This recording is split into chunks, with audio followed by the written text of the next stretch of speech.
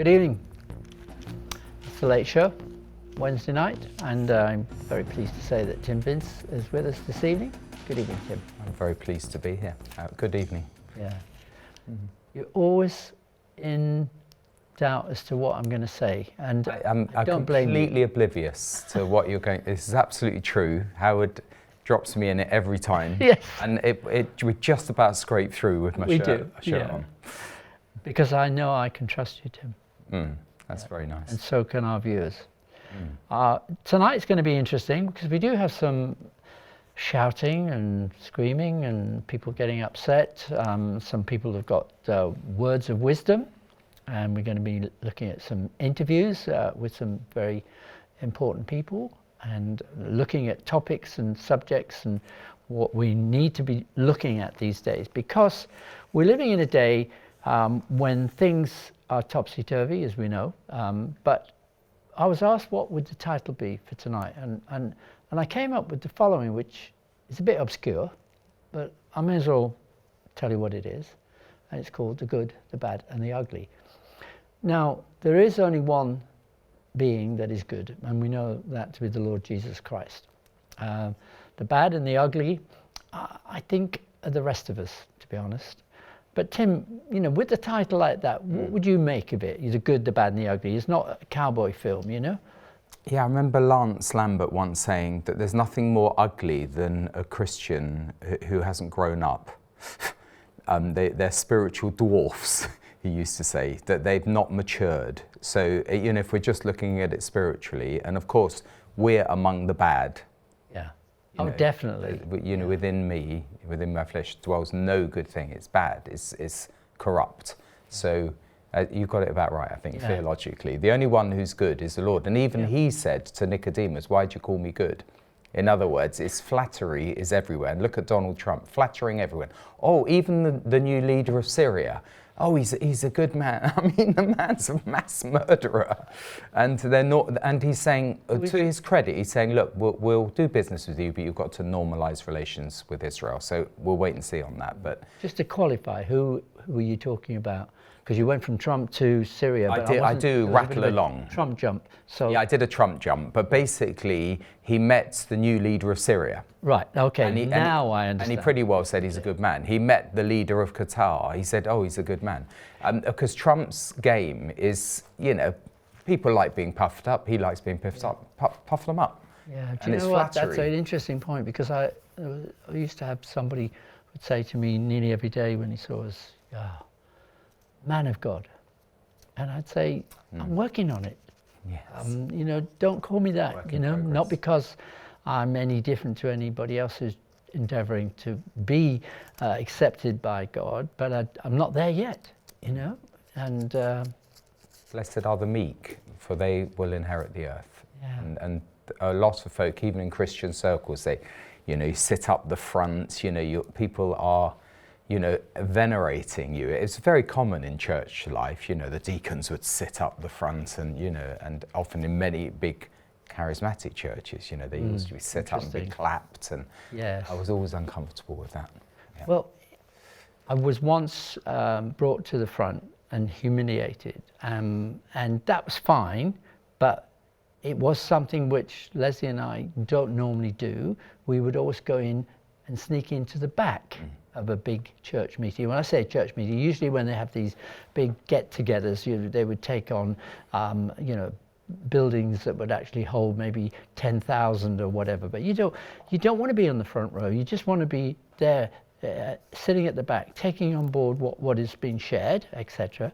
That's great. But you know, when I look at another scripture, Tim, you know, which is from Isaiah chapter 5, I think it is, and it's saying, "Woe to those who drag iniquity with the cords of falsehood, and the sin with its cart ropes, and those who say, let him make speed, let him hasten his work that we may see it, and let the purpose of the Holy One of the Israel draw near and come to pass, that we will know it. But woe to those," it says, "who call evil good and good evil."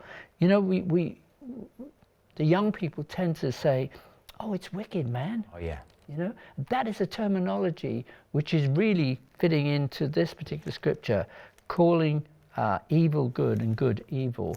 And we live in a day-to-day society today where we see that people mix this up. And we can see, especially since what's happened from October the 7th, 2023, when we saw Hamas act so wickedly against those kibbutzniks, people who were not armed really.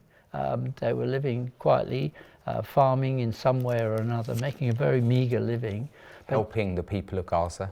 Yeah. Total peace campaigners wanting to do the best for the people of Gaza. And it's interesting you should bring that up, because even today, some of those who have been abused, killed, lost family members who were part of the kibbutzniks down by Gaza are saying, can't we just live in peace with the Gazan people, because they made friends with them. They used to give them work. So we know from the facts that we know, and a lot of our viewers are well educated in this, that because of the way Hamas works, it actually uses its own people as human shields and also as cannon fodder, drawing them to the front line, and rather than them having the courage, Hamas terrorists having the courage to go battle, with the IDF, on an open field. It's a really good fit, Howard, this verse, but it's also our media demonizing Israel, and it's come out today that Gary Lineker has retweeted a post that calls the Jewish people vermin.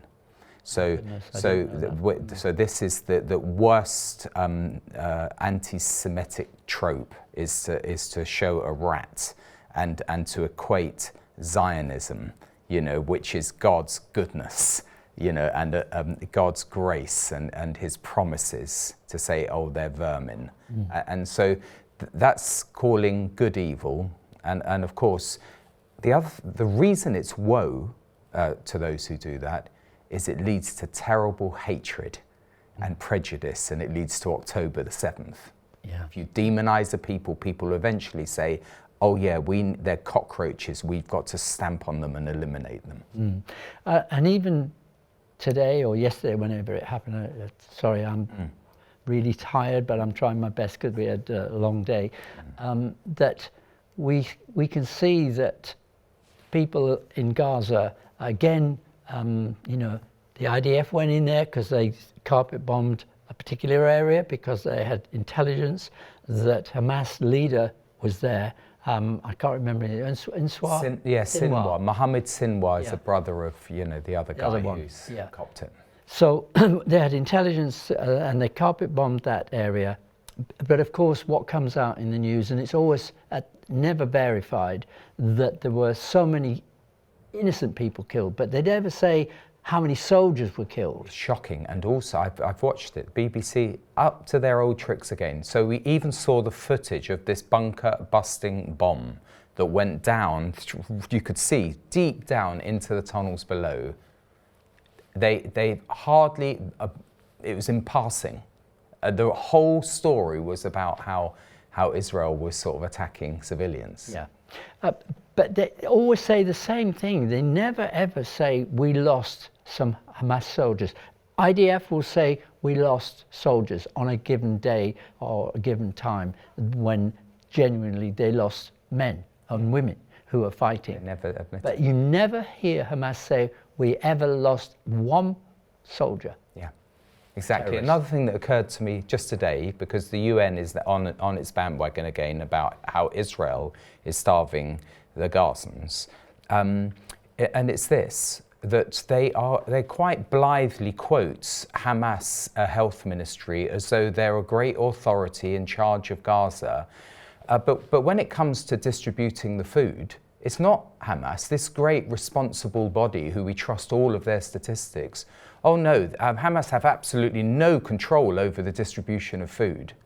No, it's completely, it's a differing weights is what it talks about in Proverbs. Well, in the newspaper the other day, which I found astounding that there should even be mention of this, there was a so-called restaurant restaurant Correct. in Gaza that was bombed, and there were people that had gone there for a meal, for a restaurant. I thought they were devoid of food and water and everything.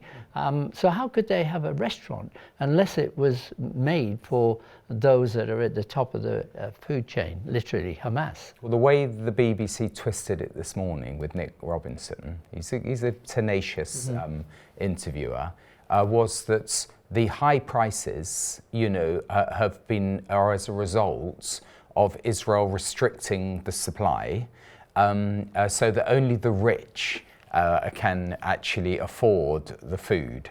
And again, no mention of Hamas. Of course prices are high because they are restricting it. They are creaming everything that comes in for themselves, and selling the it prices back probably are high, to their but it's own part people. of their suppression of their own people. Yeah. Now, I know a few weeks ago, I actually showed on our mornings, I don't know whether we've got that handy, where some of the people in Gaza were actually saying they're fed up with Hamas. They want, they were saying to the IDF interviewers, please get rid of them. I don't know whether we can find that particular one. It's the one that we showed on a morning show, so it's quite safe to show it.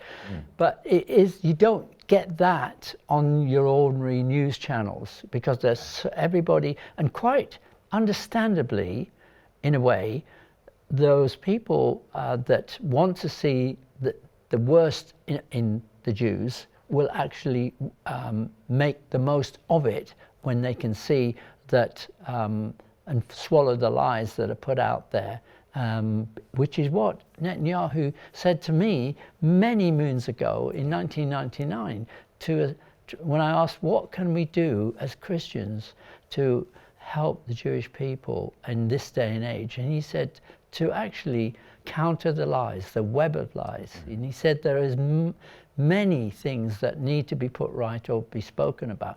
And it's very hard for someone who is a Jew to actually spout that out. But when you've got people who can be, a little bit more observant and outside of the box, as it were, non-Jew, like a Christian, like what I was saying to him, how can we as Christians help the Jewish people? Because we understand their history. We might not agree with everything that Israel has done or doing, but in principle, God chose them, and he's called them a stiff-necked people, even. But he chose them to do and inherit the land, which is what is at the bottom and the crux of everything is, as I've said before, Tim, you've got something like 500 million square miles of Arab-owned lands unoccupied, and you have this tiny 960,000 square. And demonized. And Netanyahu in particular. When they were releasing, they did their show releases, Hamas, with all of their in combat fatigues. They had a poster of Netanyahu dripping with blood, like the protocols of the elders of Zion. Yeah. It was really wicked. Howard, I know we've got a few videos to show, but could I read a couple of the first emails that came in? Do, yeah. This is from Satinda. I recall Trump saying that sometimes he cannot tell the difference between his friends and foes. Well, he's definitely taken a leaf out of his own book recently. He is lifting the sanctions on Syria, a long-time enemy of Israel. At the same time, he has agreed the sale of F-35 jets to Turkey, another foe of Israel. Whose side is Trump supposed to be on? And then Eddie writes, talking about the bad, why isn't the West talking very loudly about the genocide of Christians that is now going on in Nigeria? Perhaps it's because Israel cannot be blamed. Yeah. How would you answer that? Yeah, it's totally that I personally think that there is a spiritual dimension to the media coverage, and they are their tools, their instruments of evil. So they're hiding the fact that Christians, those who have dedicated their lives to the Lord, are being massacred more than ever in history. And the Jewish people, there's two people groups who are most hated by Satan, the Christians and the Jews. Yeah. Isn't that interesting? Straight after this program, by the way, there is the persecuted church, which actually deals with what's going on in northern Nigeria. Is that right? Yeah. And Boko Haram, I think they're called, are they not? Islamic group. The scale is shocking, Howard. Just another one from Les, 1 Thessalonians 2 verse 5. For as you well know, we never resorted to either words of flattery or to any cloak to conceal greedy motives or pretexts for gain, as God is our witness. Yeah. I can remember when I had to give a little speech at the Knesset, but it was not to the parliament, but one of the side rooms, and this was before the Jewish people. This was many, many years ago. And I was looking at all the tapestries that are in the reception area, Tim, in the Knesset. And there's one in particular which is really beautiful. It's based on Isaiah chapter 2, verse 4. And can you cite it? I'm sure you can. Yeah, by memory. well, the key verse, because we've got this clip on it, but is that everyone knows they will beat their swords into plowshares and their spears into pruning hooks. That was on the border during the 80s, between Israel and Lebanon. It was called the Friendship Line. But they added in that one, the word of the Lord shall go forth from Zion.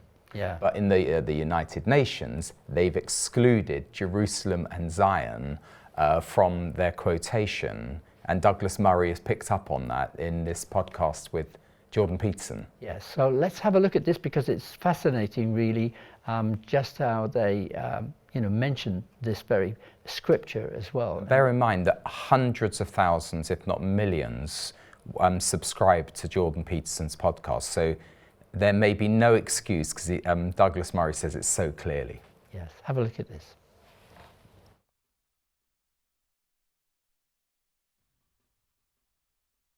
I was talking the other day with a friend, a biblical scholar, and he said, that that famous quote on the walls at the UN, the quote from Isaiah, and he shall judge among the nations, and he shall rebuke many people, and they shall beat their swords into plowshares, and their spears into pruning hooks.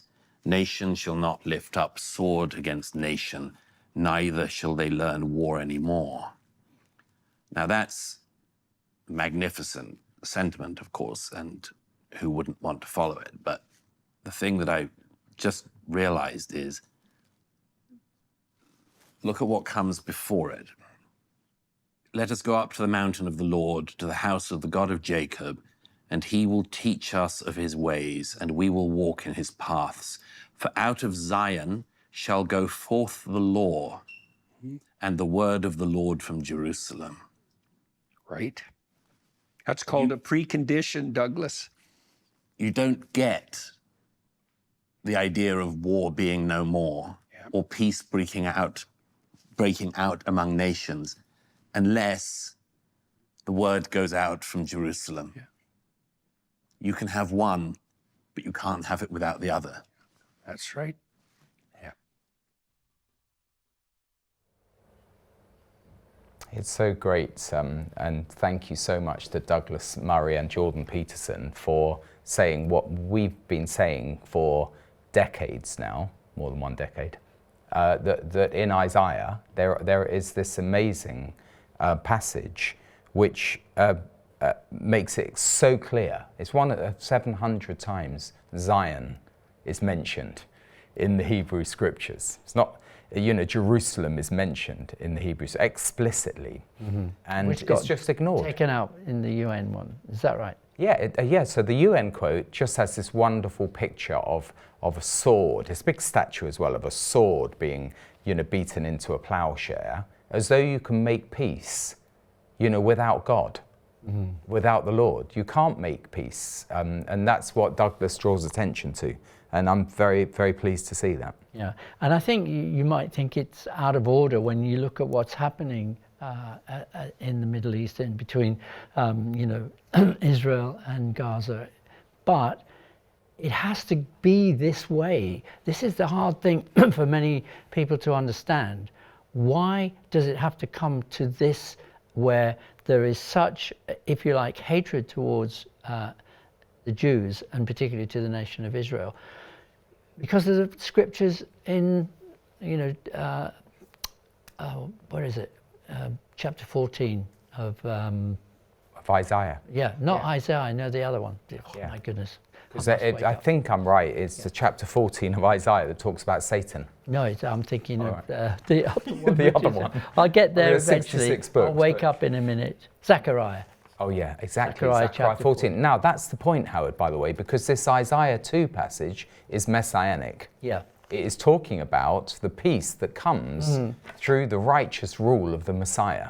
And that's takes it to another dimension. Should I read that? Yeah.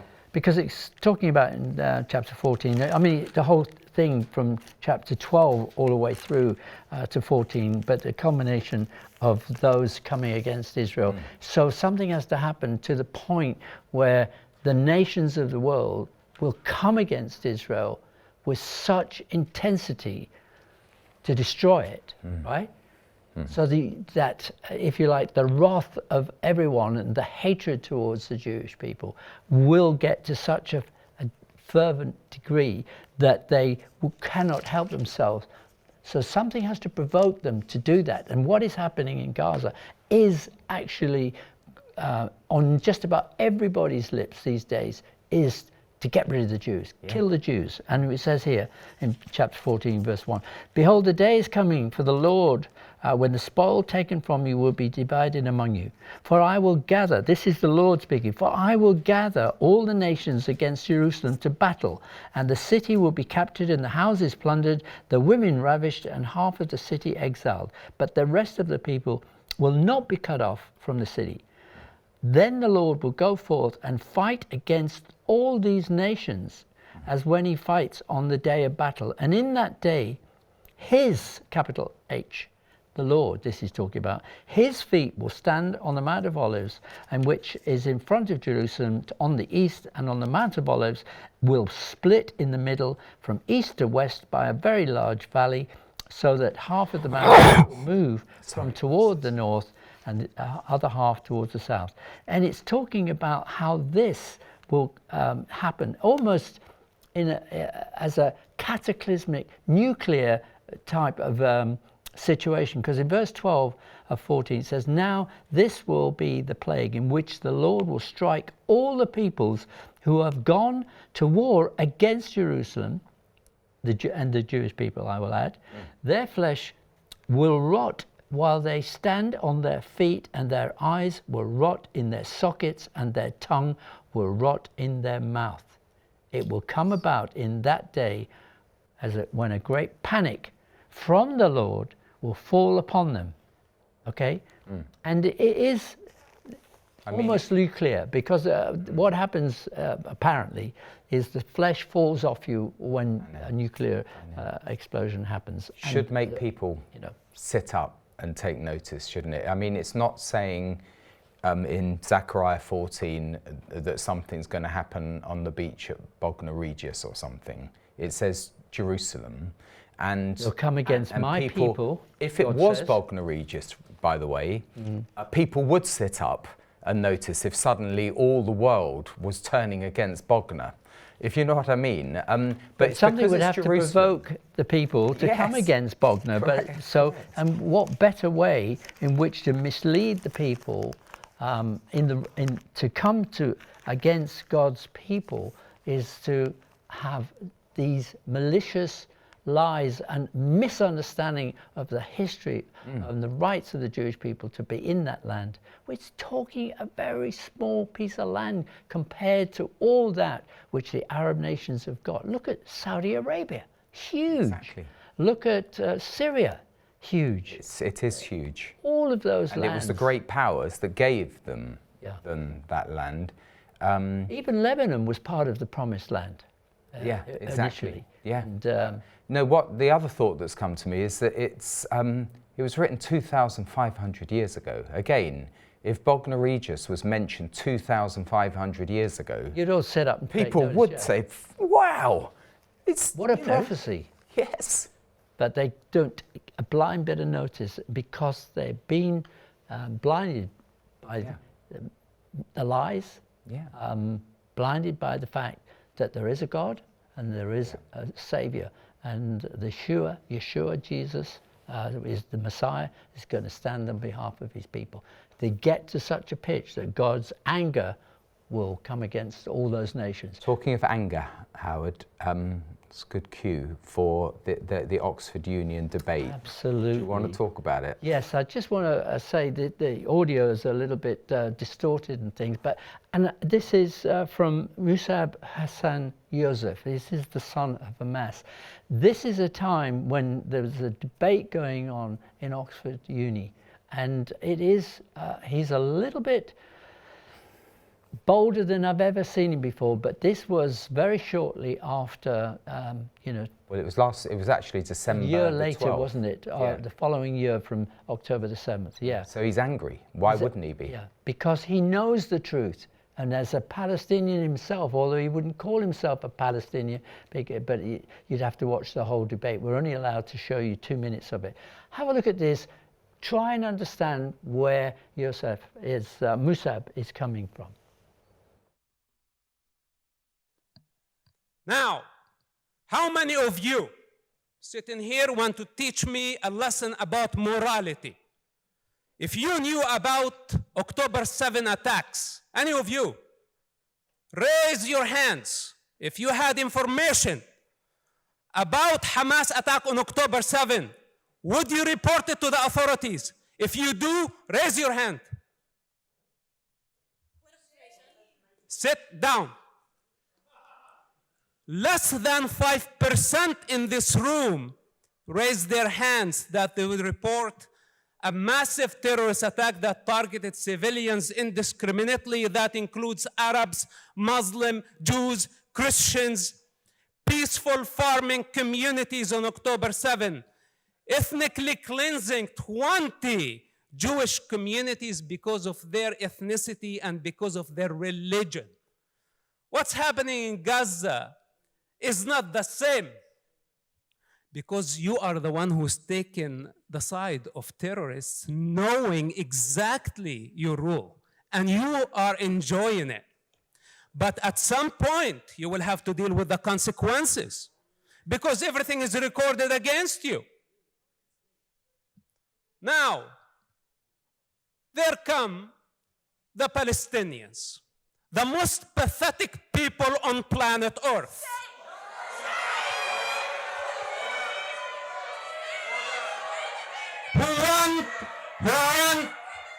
Is out of order. Sit down. The speaker is out of order. If the speaker when the chair is making a ruling, the speaker must remain seated. If the speaker repeats this again, I will have to ask them to leave. They want to delegitimize someone who's born in that land. A point of order has been raised. It is directed to the chair. A point of order has been raised. I have to hear the point of order. I have to hear the point of order. Sit down. Could I hear the point of order from the member? Order. Sit down. Order. It is not for you to tell a member to sit down. A point of order is directed to the chair. Sit down. Order. Order. Order.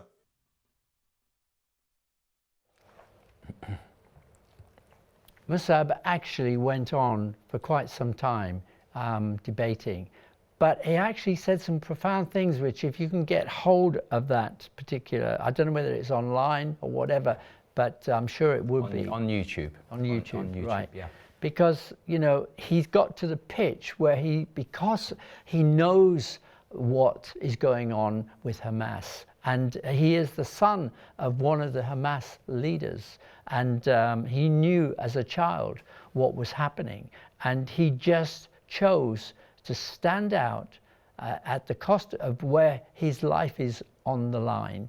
And we and Simon Ballett for Rev TV actually did an interview with him 6 years or more ago, and I've got just a very short cut down version of that, and I think it's profound, and hopefully you will get the message and help other people to see where Mosab is coming from and why and how he has taken such courage to speak out against Hamas. Have a listen to this. Israel is not the enemy of the Palestinian people. Israel is not the enemy of the Arab people. Israel cares for the Palestinian people more than their own leadership cares. Actually, Palestinian leaderships want Palestinian people to die, and that's a reality. It has been like this for so many years. Mahmoud Abbas wants to look the good guy. How? By making Hamas look uglier. The uglier Hamas looks, the more terrorists they are, the more moderate he has become. People were full of hatred, they wanted to blame somebody that led Palestinians from disaster to a disaster, thought that Israel was their problem. They still don't see this. We need to accept the reality on the ground. This is the easiest way towards peace. But Palestinian leaderships want the impossible. Why? Because they want the conflict to continue. And I was part of this delusion, that Israel was the cause for our misery. So we grew up, buying hatred and projecting hatred. I disagreed with the majority of the Palestinian people, which came at very high personal expense. And I choose to stay an honest witness for my own truth. My sense of responsibility towards, first of all, my people. I'm not promoting for Israel, the ones who have not experienced what I experienced within Hamas leadership. And I'm very familiar with their minds, with their ambition, and with their mistakes, how they misled the Palestinian people. But Israel, to me, at the end of the day, is a democratic country. I prefer democracy over dictatorships. Israel is the only true democratic model in the region. This is a fact, and this is a reality. And what we need actually for the region is more models of Israel. And so many other ethics and values of the Israeli constitution makes the country advanced and livable, and people from every path of life can coexist with each other. There are Arabs in Israel. They're citizens of the state of Israel. They have rights. They have members in the Knesset, even though they don't serve in the army. Where are the Jews of the Arab countries? But in the meantime, let's see how many synagogues, in the Arab world. Where are the synagogues in Jordan, in Iraq, in Saudi Arabia, and other Gulf countries? There is nothing. There are no Jews. And the world talks about the Palestinian refugees. And we ask questioning, how about the Jewish refugees, who left everything, their property, their gold, their money, and they lost everything. There is definitely a double standard in the way we are discussing the reality of the Middle East. Absolutely. But how did you come to this mindset? Because that is an extraordinary transformation. You were and still are the son of one of the founding members of Hamas. You know Hamas inside out. You know the Palestinian leadership. You know how that your mind was poisoned to believe such a narrative. And now you have a completely different perspective. What was the trigger that actually transformed your mindset and saw the truth as you see it? It's by observation, This is what science is all about. We observe and we make sense of what we see. And there are facts. You cannot deny them.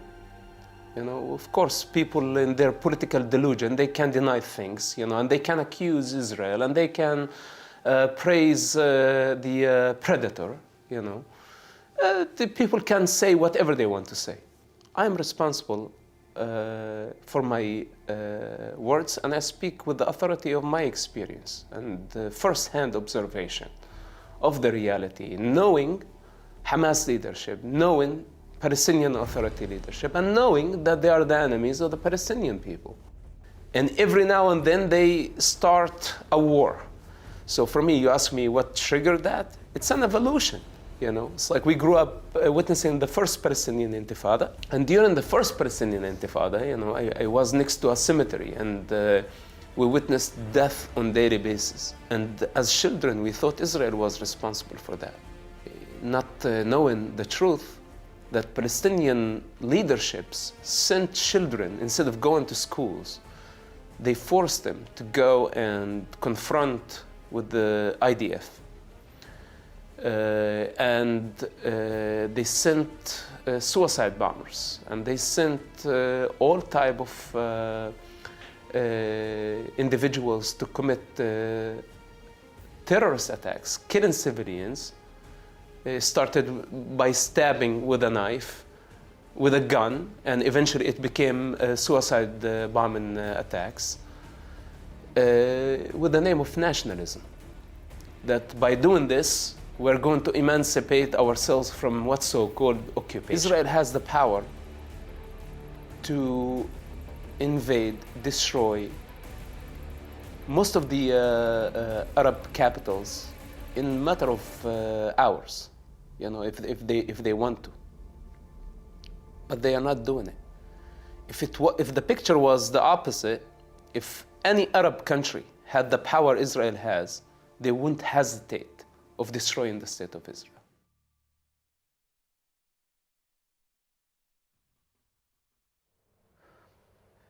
It's amazing, really, just how many people have watched that interview, the whole interview, not the cut-up version, which I did. You know, we've got there 872,064 views on YouTube on that version. It's amazing. 3,000 odd comments and you know, many likes as well, but 10,000 shared as well. So people are starting to take note of what and how Hamas operates. But you know, Tim, you and I know we go back quite a long way into the Intifadas and all of that. But what happened is that what the people don't realize is that there are so many things that, like, for example, the Palestinians sending out their children to throw stones at the tanks of the IDF who were trying to protect the Israeli people. It's child sacrifice. So, but it just looked like, you know, this is child with stones. And I have footage then that was sent to me by a Palestinian cameraman who showed that in the child's back pocket, down the back, was a gun. You know, and a very expensive gun. I think I can't remember Glock or something. Glock, yeah, like a Glock, which is a copy of another cheaper version of one of the bigger guns, which blow you apart. Actually, would very, very hard. And this is in the back pocket of a child. You know, maybe 10-year-old, 12-year-old. So you know, this is what they stage things. And I know I've said it before. I'll say it again. They had the cheek to actually pretend that somebody had been shot and killed, a Palestinian, and they would be in the back of the ambulance. And then after a few minutes, they come out smoking and laughing. You know, that but it is very effective. You have to say it. Very it gets greatly the empathy and sympathy big of the time. people. You know, big time. In fact, I may as well read this one from Phyllis. I hope Mr. Netanyahu can live with the murder of 22 innocent children in Gaza today and also 50 other people. This is the truth of what the world is seeing, and no amount of stating that Israel is trying to stop the terrorist group called Hamas can justify the taking of innocent lives. As far as I can see, Mr. Netanyahu is prepared to keep killing thousands of innocent people until he captures all terrorists. I don't hate Israel or any Jewish people and take no sides in this terrible war. Although, Phyllis, I have to say you haven't mentioned Hamas in this email, take no sides in this terrible war, but Jesus needs to return and put an end to this man's reign of terror. Also, for the past 2 months, Mr. Netanyahu is starving the people of Gaza. Well, that is a narrative from one side, and we've read it, but it is effective. The media onslaught is effective. I talk about 25 years ago in the Intifada. I remember being on the BBC debating or discussing with Christian Aid some of what their antics. They would raise quite a lot of money by demonizing Israel, and they had a campaign called Cross the Divide, and some of the publicity showed a child with an Israeli gun. The Israeli guns, they're slung over the shoulder and they're pointing down, but they'd superimposed it so that that gun looked as though it's pointing at this young child. Now, that's just a trope. That's just a tool of propaganda, and it's effective. Well, you can see from Phyllis, is it? Who's fallen for it as well. You know, Phyllis. And those particular stats that are given out by Hamas. Yeah. And as I said earlier, there's never ever been figures given out that any Hamas combatants have been actually killed. By the way, on that, just to show that some people think, Digby, for example, who's just written this email, he says, I doubt you're going to read out this email, as I picked out Howard's term for Hamas terrorists as soldiers many times. He's legitimizing these barbaric terrorists. Can he please explain his stance on constantly using the term Hamas soldiers? Well, yeah, but hang a sec. Well, I have never said that well, you're certainly not legitimizing it. Yeah, but I've never said that they're just soldiers. When we're talking on the battlefield, I said as soldiers, they could come together and have a battle, but they don't. They hide behind the children and the women, particularly. They are terrorists. Hamas are terrorists. How many times do you want me to tell you, Mr. Digby, is it? Yeah. But it's interesting that he sees, people can pick up the wrong end of the stick. Every day he keeps telling me the same thing, and that's not quite true. So, but you're very welcome to put whatever you want to put. Frankie says, hi Tim and Howard, Proverbs 18:21, death and life are in the power of the tongue, and those who love it will eat its fruit. The media is used by the enemy. Keep shining bright. Cynthia says, apparently Gary Lineker has apologised and withdrawn his comments, stating, I very much regret these references. I would never knowingly share anything anti-Semitic. It goes against everything I believe in. Well, you have knowingly shared it. That's very good. It's good. But you know, and there's nothing wrong in having been hoodwinked and then coming to a realisation what is truth, and then saying, you know, I made a mistake.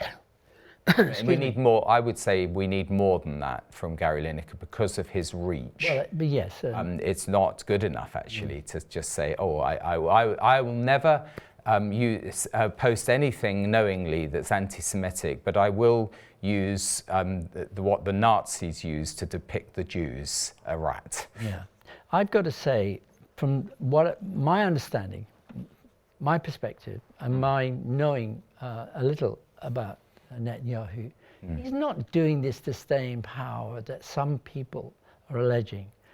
He's doing it because he is totally committed to seeing the Jewish people be, stop being, demonized and being, he's not in it for a political reason. And there is a reason I really believe that he is the right man for the job. I mean, 3 times he's been in power, has it, over the term? And I think it's amazing. But, one day we all have to stand before the Lord and we have to give an account for where we're coming from, and, and let your yes mean yes and your no mean no, and being absolutely firm as to what we believe. But having had a knowledge, I think, which many people don't have. I mean, the people that are parading up and down our streets and our country, protesting against Israel and supporting Hamas as a terrorist organization, still recognized as a terrorist organization, are just totally misled. Yeah. Totally. And very, very sad, because the end result for them will not be good. Yeah. Will not be good. Glenda writes, I feel sad that at Bible study, that's not, by the way, our Bible study, but at Bible study that Glenda attends, some of the group hold Israel to a higher level, as they don't like the fact that Israel is protecting the nation against Hamas.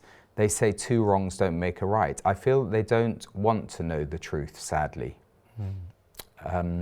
And Jeremy Bowen, Ernie writes, Jeremy Bowen says that the saying from the river to the sea is extreme Israelis wanting a rid of Palestinians from the river to the sea. So he's turned it around the other way.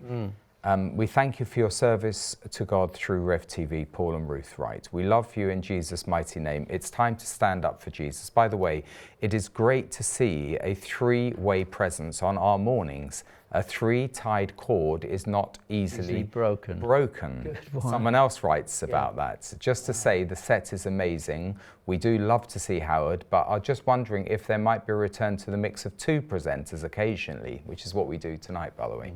The natural ebb and flow of the discussion worked extremely well, and the way the pairings bounced off each other was a novel and refreshing format. Our mornings now seems to be trying to mimic stations such as Sky. I think they would be better served if they mimicked your original format.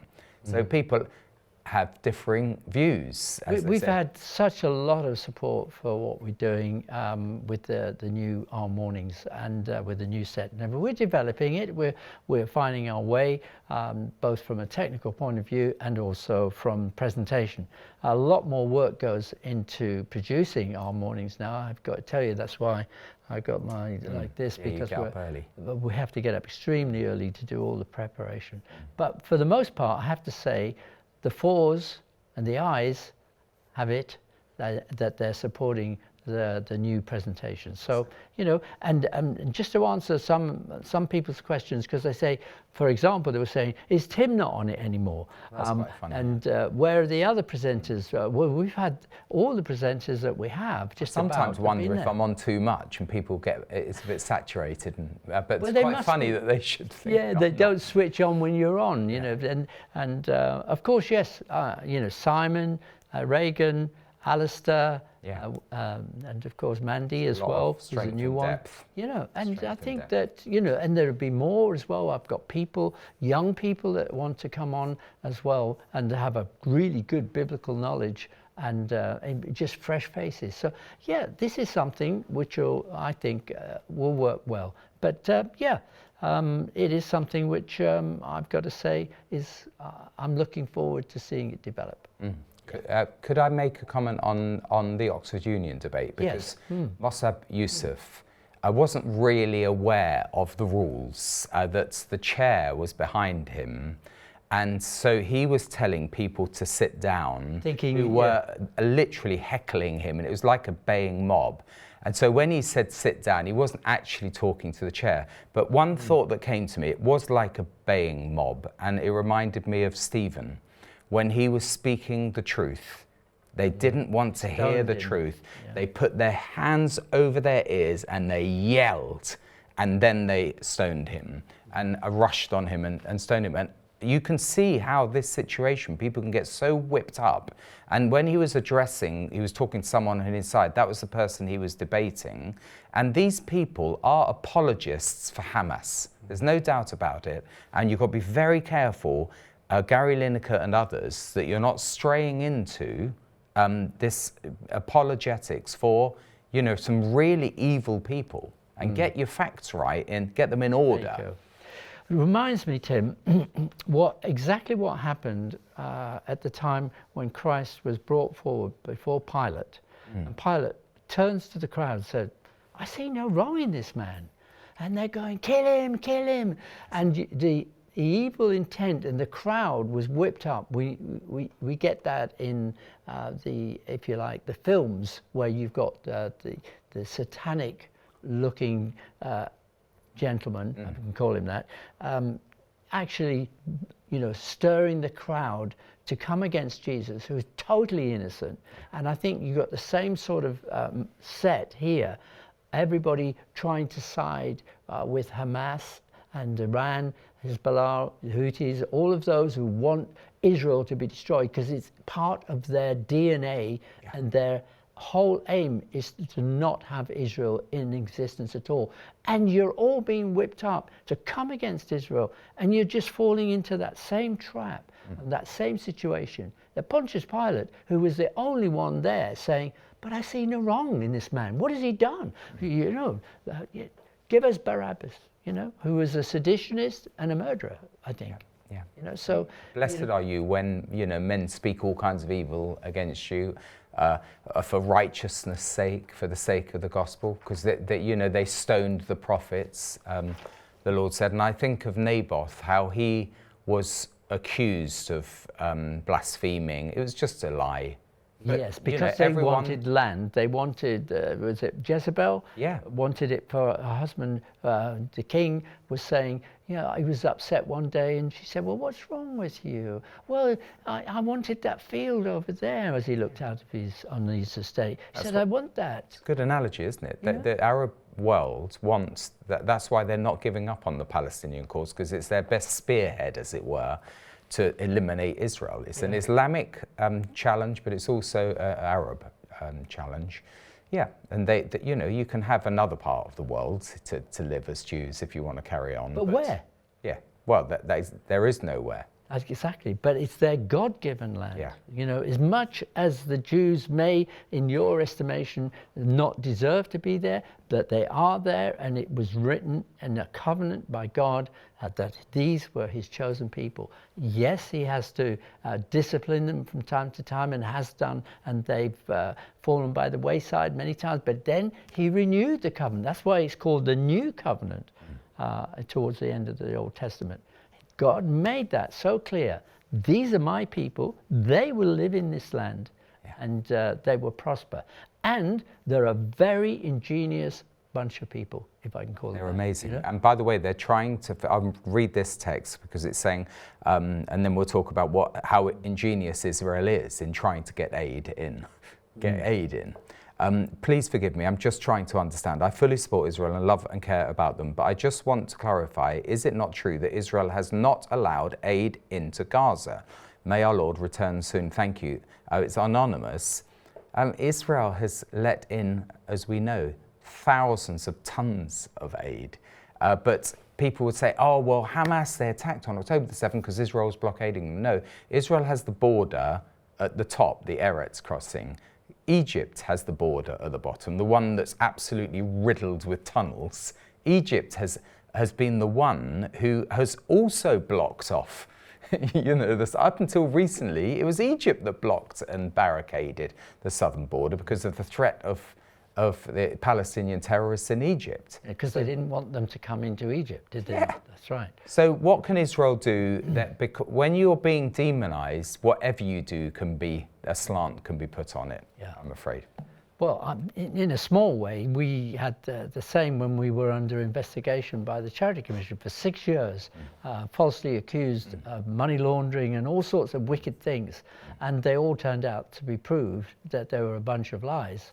And I had that from the horse's mouth, from the person who was in charge of the investigation as far as finances were concerned. And in the end, he said to me, Howard, those were a bunch of idiots. That came against you. But I said, it's all very well, but I said, who's paying the piper? We had to pay around about 200,000, go through all that, and all the hurt as well, and all the false accusations was so painful to go through. Just saying, miscellany, these liars are, you know, just something that can cause so much damage. Exactly, and it gets halfway around the world, so that's the saying. The lie gets halfway around the world before the truth laces up its boots. And that's what we are facing today. I think the new Our Mornings is great. Well done. I enjoy watching it, Jeanette says. Thank you, Jeanette. The Westerners who stand up for Hamas will eventually be murdered by them in the last days because they have our Western ways, Mr. M writes. And Simeon says, a very informative program. Thank you very much for playing the video of Douglas Murray and Mosab. They are very brave individuals, and may God protect them. Yes. Yeah, I totally agree. There's very few that actually stand up for the truth and actually know their scriptures, know their history, and are fighting against all odds to just get the truth out there. And by God's grace, we can only just but try. Yeah. And we are, as the title said, we're living in the times where there is the bad and the ugly, and the only good is knowing the truth that will set you free, as it says, and that's Jesus' words. Yeah. Norma says, I don't know if you want to read out this, as it's off topic, it's about Islam. For your info, you should see the 2 podcasts that Jordan Peterson did with Tommy Robinson. He admits he got things wrong as a young man. What is shocking is why he joined the BNP. I was shocked at his story. It was horrendous what he witnessed. Women, children abused, drugged and raped. It was not Nigel Farage who exposed the rape gangs. It was Tommy Robinson. So we don't censor anything here, Howard, and that is a very interesting point. These grooming gangs. This is from Sveta. Just a quick comment about meetings in Saudi negotiations. Even Ukraine and Russia have to meet each other in Istanbul. It looks so close to peace in the Middle East, Sveta writes. Yeah. It's possible. Yes, but of course there comes a time, according to Scripture, when everyone cries out, at last, true peace and security.